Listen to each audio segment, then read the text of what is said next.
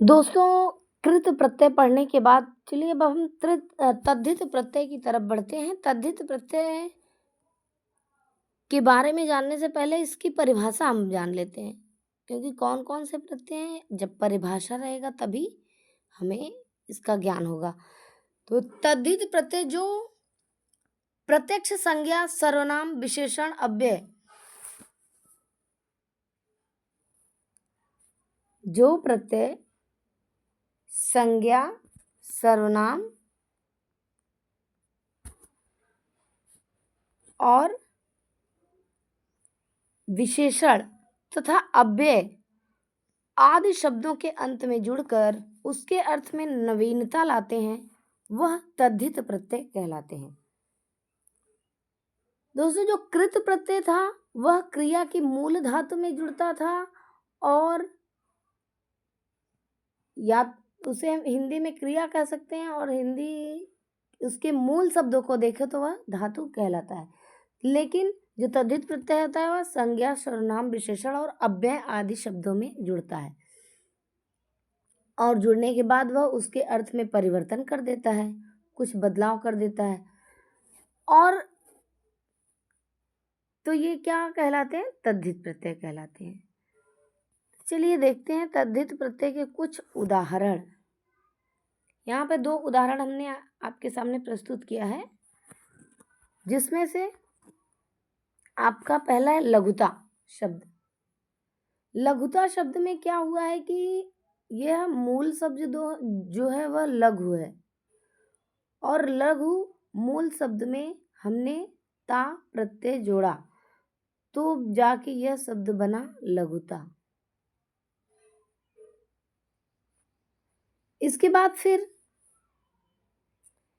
बचपन शब्द है। बचपन, बच्चा मूल शब्द है इसका, बच्चा, और इस बच्चा शब्द में हमने जोड़ दिया पन प्रत्यय, तब जाके यह बन गया बचपन। दोस्तों, ये जो बचपन और लघुता आदि शब्द बने हैं, तो ये जब तद्धित प्रत्ययों में जुड़ जाते हैं तो ऐसे शब्दों को हम तद्धितांत प्रत्यय कहते हैं। क्या कहते हैं? तद्धितांत, अर्थात जिसके अंत में तद्धित प्रत्यय जुड़ा हो उसको हम तद्धितांत कहते हैं। तद्धित प्रत्यय के प्रकार देखते हैं तो तद्धित प्रत्यय जो है वह 8 प्रकार के होते हैं, जिसमें से आपका पहला है कर्तृवाचक तद्धित प्रत्यय, दूसरा है भाववाचक तद्धित प्रत्यय, फिर इसके बाद है तीसरा संबंधवाचक तद्धित प्रत्यय, गुणवाचक तद्धित प्रत्यय, और क्या है? लघुतावाचक तद्धित प्रत्यय। लघुता अर्थात छोटापन को बताने वाला, छोटे को बताने वाला। क्रमवाचक, किसी संख्या में क्रम को बताने वाला जो प्रत्यय होता है वह क्रमवाचक। और इसी तरह से स्त्रीलिंग वाचक तद्धित प्रत्यय होता है। फिर आपका आखिरी है बहुवचन वाचक तद्धित प्रत्यय। तो ये 8 प्रकार के तद्धित प्रत्यय हो गए। चलिए हम देखते हैं कि ये जो 8 प्रकार के तद्धित प्रत्यय हैं ये किन शब्दों में जुड़ते हैं, ये तो हमने पता हो गया, लेकिन जुड़ने के बाद ये कैसे कैसे शब्दों को बनाते हैं। दोस्तों, तो ये है कर्तृवाचक तद्धित प्रत्यय। कर्तृवाचक तद्धित प्रत्यय जो होते हैं वो क्या करते हैं कि संज्ञा, सर्वनाम, विशेषण, अव्यय जो भी शब्द होते हैं उन शब्दों में जुड़कर ये कर्ता का निर्माण करते हैं, अर्थात जो कार्य करने वाला है उसका बोध कराता है। तो चलिए देखते हैं, जैसे आरी शब्द है। कौन सा शब्द है? आरी प्रत्यय है, और मूल शब्द है भीख, जुआ और पूजा। आरी प्रत्यय में जोड़ने के लिए ये 3 शब्द हम आपके सामने लेके उपस्थित हुए हैं, जिनमें ये जुड़ने के बाद तो भीख शब्द का हो जाएगा भिखारी, और जुआ शब्द का हो जाएगा जुआरी, तथा पूजा शब्द का हो जाएगा पुजारी। इसके बाद फिर है कार। कार प्रत्यय जो है वह जब पत्र, कथा और कहानी इन 3 शब्दों में जुड़ते हैं तो इसके रूप बदल के बन जाते हैं पत्रकार, कथाकार और कहानीकार। इसके बाद फिर आर प्रत्यय है। आर प्रत्यय जो होता है वह लोहा और सोना इन 2 शब्दों में हम जोड़ के देखते हैं तो लोहा का हो गया लोहार और सोना का हो गया सुनार। उसके बाद फिर वाला प्रत्यय है। वाला प्रत्यय को हम सब्जी, पान और रिक्शा इन 3 शब्दों में जोड़ते हैं तो इसके बाद सब्जी सब्जी जो है वह बन जाएगा सब्जी वाला और पान शब्द बन जाएगा पान वाला, रिक्शा शब्द हो जाएगा रिक्शा वाला। उसी तरह से एरा प्रत्यय को सांप और चित्त में जब हम लगाएंगे तो सांप का सपेरा हो जाएगा और चित्त का चितेरा हो जाएगा। इसके बाद फिर है वान। वान प्रत्यय को जब हम धन, भाग्य और बल इन 3 शब्दों में लगाएंगे तो बनेंगे धन का बन जाएगा धनवान, भाग्य का बन जाएगा भाग्यवान और बल का बन जाएगा बलवान।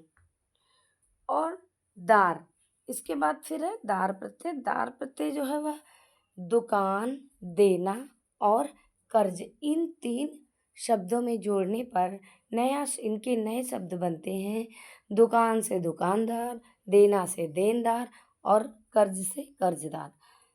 दोस्तों यहाँ पे हमें हर प्रत्यय में जब किसी मूल शब्द में ये प्रत्यय जुड़े हैं तो हमें कर्ता का बोध हुआ है। अर्थात जैसे कार्य को करने वाला, लोहार क्या, लोहे को बनाने वाला, धनवान धन को इकट्ठा करने वाला, जिसके पास पैसा, भाग्यवान जिसके पास भाग्य हो, तो जो भाग्यशाली हो। तो ये थे कर्तृवाचक प्रत्यय। तो चलिए नेक्स्ट देखते हैं हमारा जो है प्रत्यय वह है भाववाचक तद्धित प्रत्यय। भाववाचक तद्धित प्रत्ययों को हम देखते हैं। भाववाचक तद्धित प्रत्यय जो है वो भी संज्ञा, सर्वनाम और विशेषण इत्यादि शब्दों में जुड़ने के बाद भाववाचक संज्ञा बनाते हैं।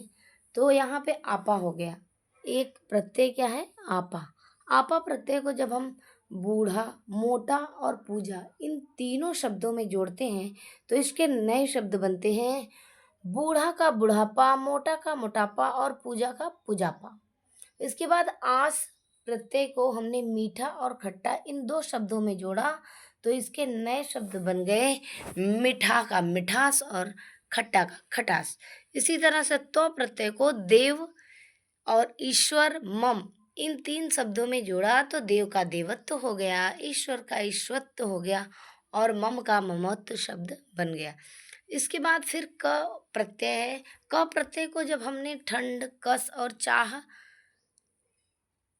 शब्दों में जोड़ा तो ये हो गए ठंड का ठंडक हो गया, कस का कसक हो गया और चाह का चहक हो गया। इसके बाद फिर आहट प्रत्यय है। आहट प्रत्यय को हम चिकना, कड़वा और गरम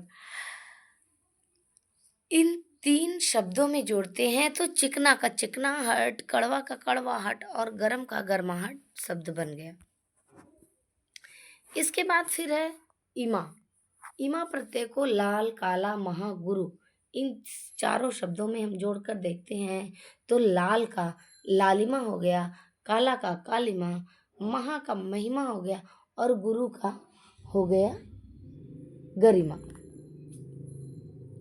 इसके बाद फिर है नी प्रत्यय। नी प्रत्यय जो है वह चांद और नथ इन 2 शब्दों में जोड़ने पर चांद का चांदनी हुआ, नथ का नथनी हो गया।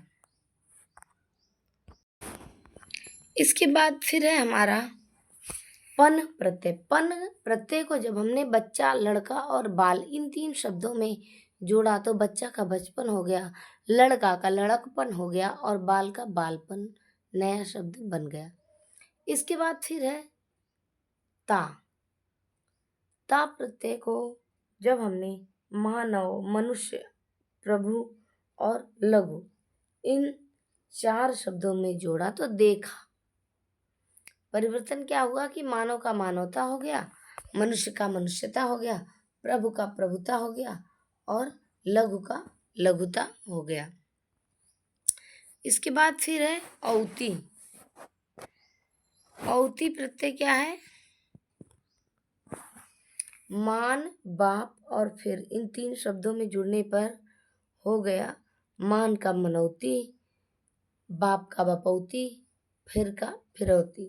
इसके बाद फिर है आई प्रत्यय। आई प्रत्यय जो है वह अच्छा, बुरा, सच्चा, इन तीन शब्दों में लगाने के बाद अच्छा का भाववाचक बन गया अच्छाई, बुरा का भाववाचक बन गया बुराई और सच्चा का भाववाचक बन गया सच्चाई। इसके बाद फिर है संबंधवाचक तद्धित प्रत्यय। संबंधवाचक तद्धित प्रत्यय में जा प्रत्यय है पहला। जा प्रत्यय को जब हमने बहन और भाई इन दो शब्दों में लगाते हैं हम, तो ये बन जाते हैं बहन का बन जाता है भांजा और भाई का भतीजा। हाल शब्द में प्रत्यय में जब हम नाना और दादा शब्द जोड़ते हैं तो ये बन जाते हैं नाना का ननिहाल और दादा का ददिहाल। उसी तरह से ई प्रत्यय को जब हम जोड़ते हैं पंजाब, बिहार और गुजरात में तो हो जाता है पंजाब का पंजाबी, गुजरात का गुजराती और बिहार का बिहारी। इसी के ई प्रत्यय के बाद फिर हम आल प्रत्यय जोड़ते हैं ससुर शब्द में तो वह हो जाता है ससुराल। एरा प्रत्यय मामा, चाचा, फूफा, मौसा इत्यादि में जुड़ने पर हो जाता है मामा का ममेरा, चाचा का चचेरा, फूफा का फुफेरा।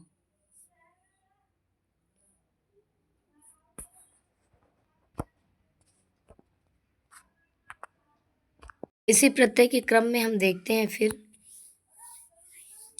गुणवाचक प्रत्यय। गुणवाचक तद्धित प्रत्यय जो है वह है, इसमें पहला है आ प्रत्यय को जब हम भूख, प्यास और मैल इत्यादि शब्दों में जोड़ते हैं तो हो जाता है भूख का भूखा, प्यास का प्यासा और मैल का मैला। इक प्रत्यय को जब हम जोड़ते हैं लोक, नीति, इतिहास और धर्म इन चार शब्दों में तो बन जाता है लोक का लौकिक, नीति का नैतिक और इतिहास का ऐतिहासिक तथा धर्म का धार्मिक शब्द बन जाता है। इसी तरह से ई प्रत्यय को जब हम प्रांत, राष्ट्र और भारत तीन शब्दों में जोड़ते हैं तो बन जाता है प्रांत का प्रांतीय, राष्ट्र का राष्ट्रीय और भारत का भारतीय। इसी के बाद फिर है क्या इत प्रत्यय। इत प्रत्यय को जब हम जोड़ते हैं तरल और फल इन दो सब में तो तरंग का हो जाएगा तरंगित और फल का हो जाएगा फलित। इसके बाद फिर उ है। उ प्रत्यय को जब हम जोड़ते हैं किसमें,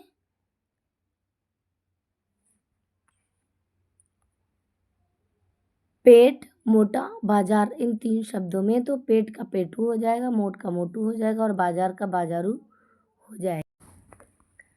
गुणवाचक प्रत्ययों के अगले क्रम में है मान प्रत्यय को जब हम बुद्धि, श्री और शक्ति इन तीन शब्दों में जोड़ा गया तो इसके नए शब्द बने बुद्धिमान, श्रीमान और शक्तिमान।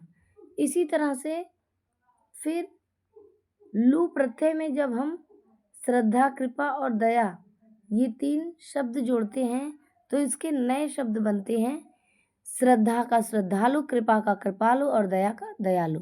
इसी तरह से वान प्रत्यय को बल, धन, गुण और चरित्र इन चारों शब्दों में जोड़ने पर बनते हैं बल के बलवान, धन का धनवान, गुण का गुणवान और चरित्र का चरित्रवान। इला प्रत्यय को हम सज, चमक और बर्फ, रंग इन तीन शब्दों में जोड़ते हैं तो बन जाता है सज का सजीला, चमक का चमकीला और बर्फ का बर्फीला तथा रंग का रंगीला शब्द बनता है। इसके बाद फिर होता है एला प्रत्यय। एला प्रत्यय को विष, और कश, ये दो उदाहरण के लिए ये दो शब्द हैं। तो एला प्रत्यय जोड़ने पर विष का विषैला हो जाएगा और कस का कशैला हो जाएगा। इसके साथ ही तम प्रत्यय, तम प्रत्यय जो होता है वह सुंदर, लघु और मधुर, इन 3 शब्दों में जोड़ने पर बन जाते हैं नए शब्द। तो सुंदर का हो जाएगा सुंदरतम, लघु का हो जाएगा लघुतम और मधुर का हो जाएगा मधुरतम। इसके बाद मय प्रत्यय में दया, जल और महिमा शब्द जोड़ने पर शब्द बन जाएगा दया का दयामय, महिमा का महिमामय और जल का जलमय। उसी तरह से वती प्रत्यय में हम जब जोड़ देते हैं बल, सौभाग्य और रूप, इन 3 शब्दों को, तो बल का बलवती, सौभाग्य का सौभाग्यवती और रूप का रूपवती शब्द बनता है। अगले क्रम में हमारा है लघुतावाचक प्रत्यय। लघुतावाचक प्रत्यय जो है क्या करता है, छोटा अर्थ बताता है, किसी बड़ी वस्तु को छोटा करने का अर्थ देता है। ड़ी प्रत्यय जो होता है वह संदूक, टुकड़ा और पंख में जोड़ने पर संदूकड़ी, टुकड़ा से टुकड़ी और पंख से पंखुड़ी होता है। तो ये क्या है, लघुता को बताते हैं कि जो वस्तु है और लघु हो गई। ईया प्रत्यय डिब्बा, लोटा और खाट, इन शब्दों में जोड़ने पर डिब्बा से डिबिया, लोटा से लुटिया और खाट से खटिया शब्द बनते हैं। ई प्रत्यय को डोर, टोकरा और छोकरा, पहाड़, इनमें जोड़ने पर डोर का डोरी, टोकरा का टोकरी, छोकरा का छोकरी और पहाड़ का पहाड़ी शब्द बन गए। इसके बाद टा या टी प्रत्यय, जैसे चिमटा, लंगोट और काला, इन 3 शब्दों में जुड़ते हैं तो हो जाता है क्या, चिमटा का चिमटी, लंगोट का लंगोटी और काला का कलूटा शब्द बनता है। इसके बाद ना प्रत्यय है, तो जैसे दुख और मुख में जुड़ने पर हो जाएगा दुख का दुखड़ा, मुख का मुखड़ा। इसके बाद फिर अगला प्रत्यय हमारा है लघुता क्रमवाचक। क्रमवाचक में वह प्रत्यय पहला है जो 5, 10, 20 में जोड़ने पर 5वां, 10वां, 20वां आदि शब्द बनते हैं। ला, पहल में जोड़ देने पर ला प्रत्यय को पहला शब्द बन गया। उसी तरह से 2, 3, 4 में गुना जोड़ देने पर 2 का 2 गुना, 3 का 3 गुना और 4 का 4 गुना शब्द हो जाता है। उसी तरह से 6 में ठा प्रत्यय जोड़ने पर हो जाएगा छठा, और 2, 3 में सरा प्रत्यय जोड़ने पर हो जाएगा 2 का दूसरा, 3 का तीसरा।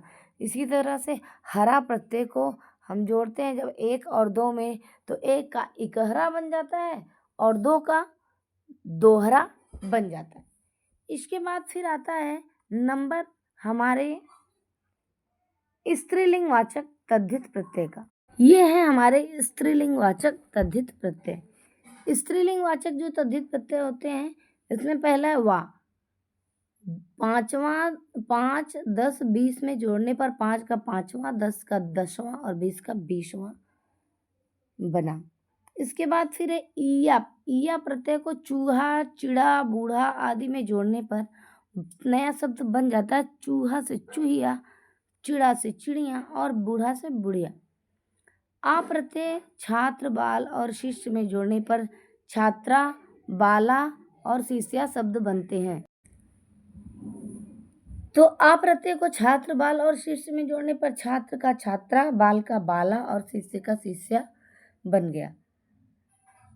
तो ये इससे हमें पता है कि यहाँ पर स्त्रीलिंग वाचक शब्दों को ये बनाते हैं। आनी प्रत्यय है जो जेठ, सेठ और देवर शब्दों में जुड़ने पर जेठ से जेठानी और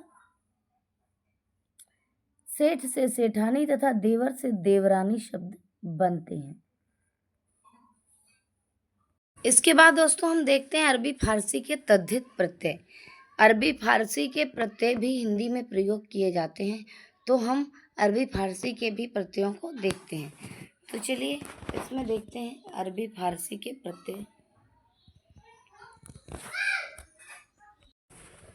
अरबी फारसी के प्रत्ययों में पहला प्रत्यय है इश।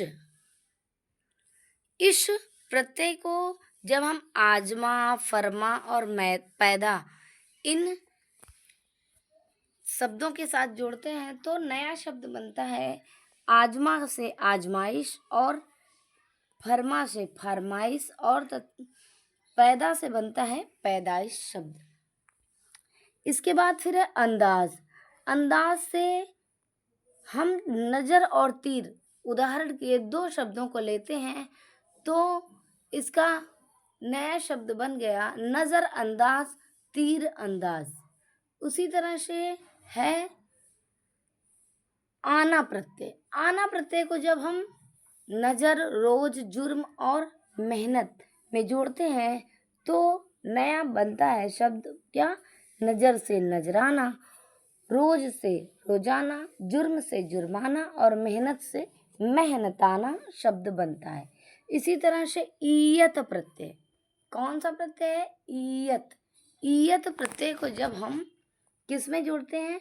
आदमी, इंसान और हैवान में जोड़ते हैं तो आदमी का आदमियत होता है, इंसान से इंसानियत शब्द बनता है और हैवान से हैवानियत शब्द बनता है। इसके बाद फिर है दानी।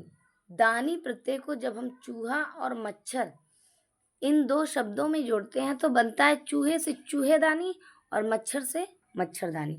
इसके बाद फिर है दान प्रत्यय। दान प्रत्यय को जब हम रोशन, कूड़ा और कलम इन तीनों में जोड़ते हैं तो रोशन से रोशनदान बन जाता है और कूड़ा से कूड़ादान बन जाता है तथा कलम से कलमदान बनता है। इसके बाद फिर है नया शब्द। वो शब्द है ची। ची शब्द प्रत्यय को जब हम नकल और खजाना शब्दों में जोड़ते हैं तो नकल से नकलची बनता है और खजाना से खजानची बनता है। इसके बाद फिर है प्रत्यय है गी। गी प्रत्यय को जब हम मर्दाना और दीवाना शब्दों में जोड़ते हैं तो नया शब्द बनता है मर्दानगी और दीवानगी। इसके बाद फिर है गर प्रत्यय। गर प्रत्यय को जब हम बाजी, जादू और सौदा आदि शब्दों में जोड़ते हैं तो बाजी से बाजीगर और जादू से जादूगर तथा सौदा से सौदागर शब्द बनते हैं। इसके बाद फिर है नाक। नाक प्रत्यय को जब हम खतर, शर्म और दर्द शब्दों में जोड़ते हैं तो खतर से बनता है खतरनाक और शर्म से बनता है शर्मनाक, दर्द से बनता है दर्दनाक। इसके बाद फिर है मंद। मंद प्रत्यय को अक्ल, जरूरत और गरज इन शब्दों में जोड़ते हैं तो नए शब्द बनते हैं अकल से अकलमंद, जरूरत से जरूरतमंद और गरज से गरजमंद। इसके बाद फिर है बाज। बाज प्रत्यय से हम जोड़ते हैं पतंग, चाल और सेखी इन 3 शब्दों में तो पतंग से बनता है पतंगबाज, चाल से बनता है चालबाज और सेखी से बनता है सेखीबाज।